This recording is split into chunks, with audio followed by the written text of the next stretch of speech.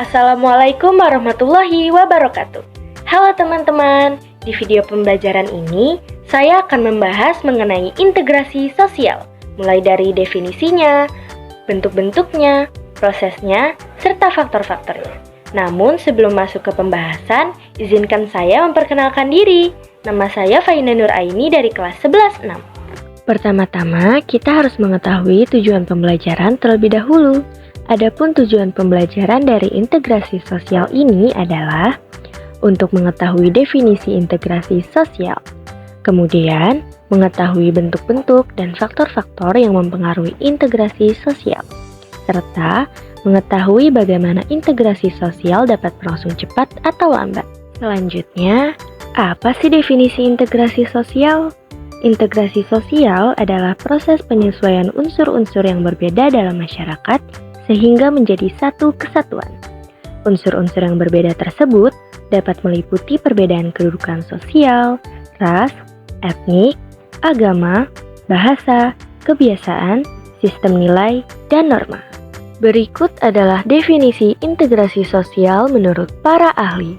Yang pertama dari Surjono Sukanto, yaitu satu di antara bentuk proses sosial yang dilakukan oleh berbagai pihak di dalam mengatasi permasalahan dalam kehidupan masyarakat.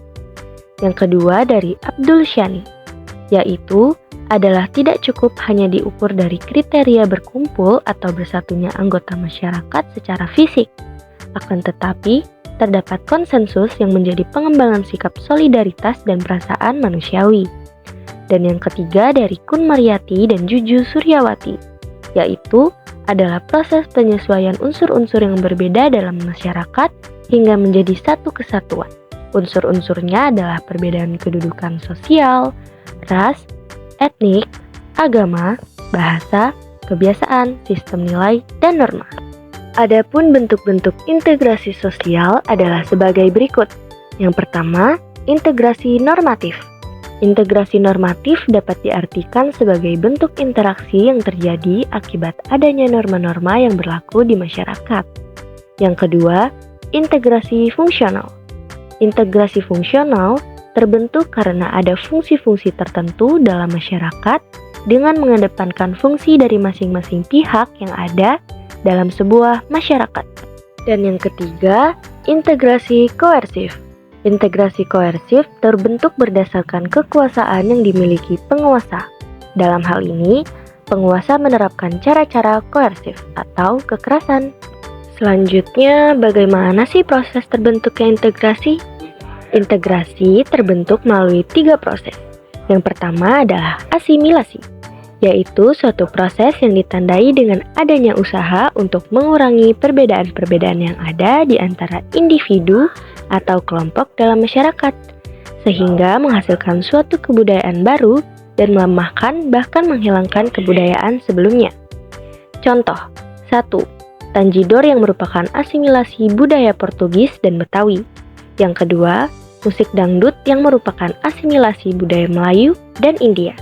Yang ketiga, baju koko yang merupakan asimilasi budaya Cina dan Islam.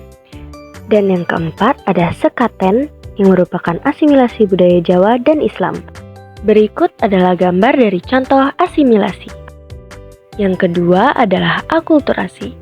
Akulturasi adalah proses masuknya pengaruh kebudayaan asing dalam suatu masyarakat.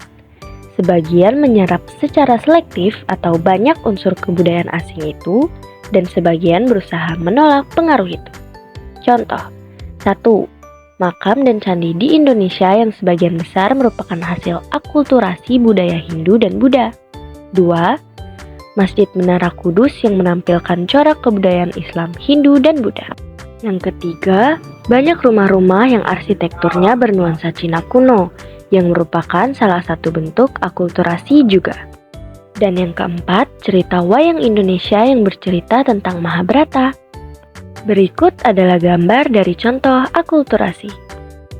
Dan yang terakhir ada akomodasi. Akomodasi adalah proses penyesuaian sosial dalam interaksi antara pribadi dan kelompok manusia untuk meredakan pertentangan atau perselisihan. Contoh, 1. Masjid yang berhadapan dengan gereja. 2. menghormati teman yang memiliki agama, ras, atau budaya yang berbeda dengan kita. 3. Sekolah memperketat aturan anti-bullying setelah mendapatkan laporan tentang tindak perundungan di lingkungan sekolah. Dan yang keempat, warga mengadakan jadwal ronda rutin untuk menjaga keamanan di lingkungan rumah. Berikut adalah gambar dari contoh akomodasi. Lalu, faktor yang mempengaruhi proses integrasi sosial. Yang pertama, tercapainya suatu konsensus mengenai nilai-nilai dan norma-norma sosial. Yang kedua, norma-norma yang berlaku konsisten dan tidak berubah-ubah. Ketiga, adanya tujuan bersama yang hendak dicapai.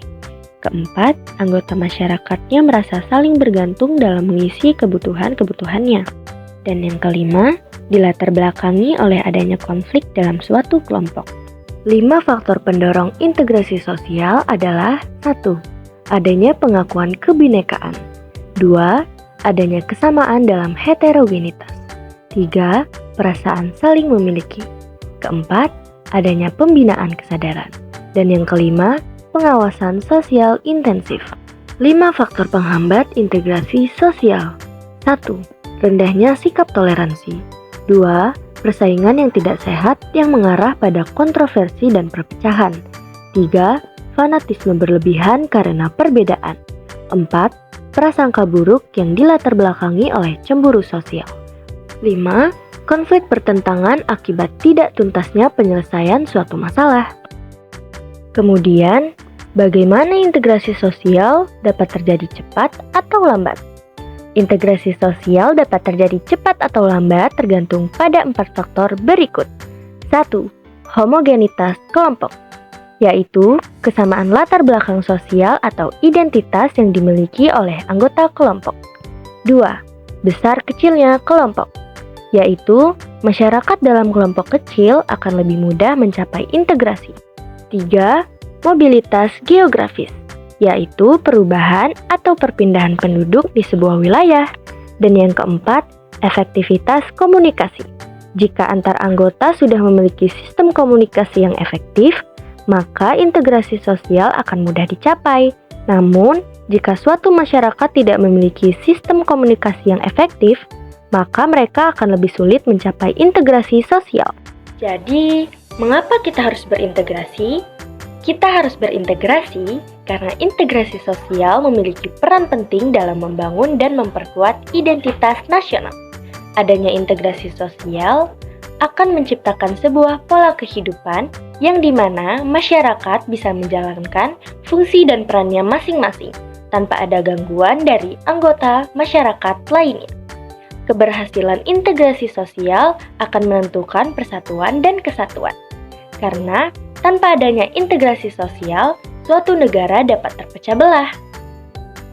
Sekian pembahasan mengenai integrasi sosial dari saya. Saya akhiri, wassalamualaikum warahmatullahi wabarakatuh. Bye-bye.